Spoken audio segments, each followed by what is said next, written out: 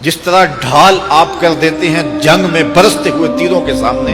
تو وہ تیر ڈھال سے ٹکرا کے گر جاتے ہیں اور آپ کو نقصان نہیں پہنچتا، تو روزہ بھی آتش دوزخ سے ڈھال ہے، جہنم کی آگ سے بچانے والا ہے۔ روزے دار کو اللہ کی خاص رحمت نصیب ہوتی۔ ایک حدیث میں آتا ہے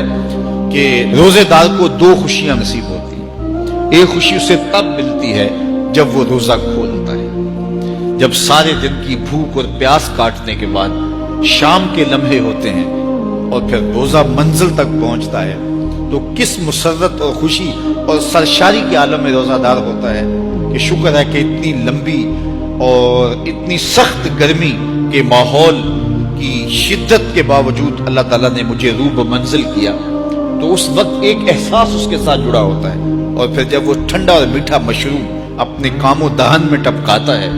اور وہ ٹھنڈا میٹھا مشروب اس کی رگوں کو تر کرتے ہوئے معدے کی طرف بڑھ رہا ہوتا ہے، اس کی زبان بولے نہ بولے دل اللہ کا شکر ادا کر رہا ہوتا ہے، اس کا ایک ایک عضو بدن رب کا شکرانہ ادا کر رہا ہوتا ہے، وہ ٹھنڈا اور میٹھا مشروب رگوں کو تر کرتا ہوا آگے بڑھتا چلا جاتا ہے، لیکن شکرانے کا وہ پیکر بن جاتا ہے، وہ ایک مسرت، ایک خوشی کا عالم ہوتا ہے کہ روزہ بھی نپ گیا، سارے دن کی تکلیف بھی کٹ گئی، اور اللہ نے مجھے افطار کے لمحوں تک پہنچایا۔ فرمایا روزے دار کو ایک خوشی تب ملتی ہے جب وہ روزہ کھولتا ہے،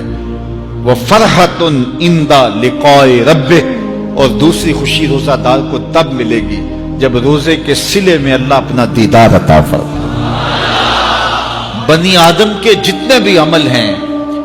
10 سے لے کر 700 گنا تک اس کا ثواب اولاد آدم کو اس کا دیا جاتا ہے، جتنا گڑ ڈالو اتنا ہی میٹھا، تو بعض کو 10 گنا، بعض کو 70 گنا، بعض کو 100 گنا، بعض کو 700 گنا، تو 10 سے لے کر 700 گنا تک بندے کے اعمال کا صلہ دیا جاتا ہے۔ لیکن میرے حضور نے فرمایا لیکن روزہ جو ہے اللہ فرماتا ہے وہ میرے لیے ہے اور اس کا اجر میں خود عطا کروں۔ جب وہ خود عطا کرے گا تو کتنا عطا کرے گا؟ سخی اتنا بڑا ہو تو پھر کیا عطا کرے گا؟ بلکہ بعض نے اس کو عجزی بہی کی بجائے عجزہ پڑا ہے بصیغہ مجہول، کہ روزہ میرے لیے ہے اور اس کی جزا میں خود ہوں، باقی اعمال کی جزا جنت ہے، جنت کی نعمتیں ہیں اور بہت کچھ ہے، لیکن روزے کی جزا میں خود ہوں۔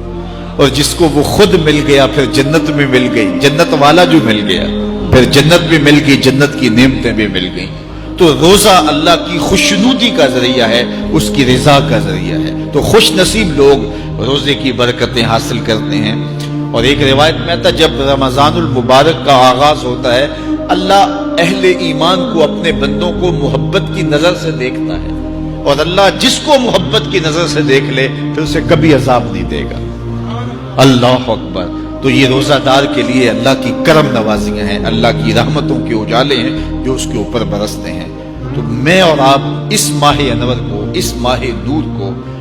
اس طرح سے گزاریں کہ ہمارے اندر کے پاپ دھل جائیں، ہماری غلاظتیں گناہوں کی مٹ جائیں، ہمارا سینہ صاف ہو جائے، ہم اہل ایمان کے لیے کشادہ دل ہو جائیں، ہمیں جو ہے وہ جھوٹ سے، تکبر سے، بخل سے، ریا سے اور دیگر امور بد سے اجتناب کرنے کی عادت پڑ جائے۔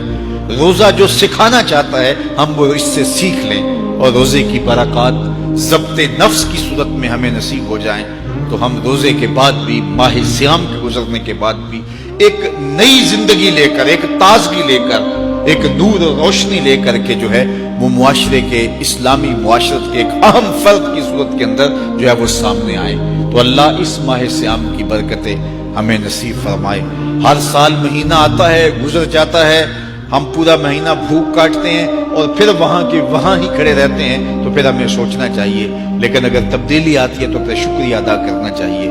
آج کی اس تاریخ میں ہم عزم کر کے اٹھیں کہ ہمارا یہ ماہ صیام ہماری زندگی میں ایک سنگ میل ثابت ہوگا، اور ہم ایک نئے باغپن کے ساتھ، نئے عزم کے ساتھ یہ مہینہ گزاریں گے اور ضبط نفس سیکھیں گے اس مہینے سے۔ دین کی بات پھیلانا صدقہ جاریہ ہے، ثواب کی نیت سے ویڈیو کو شیئر ضرور کیجیے۔ جزاک اللہ۔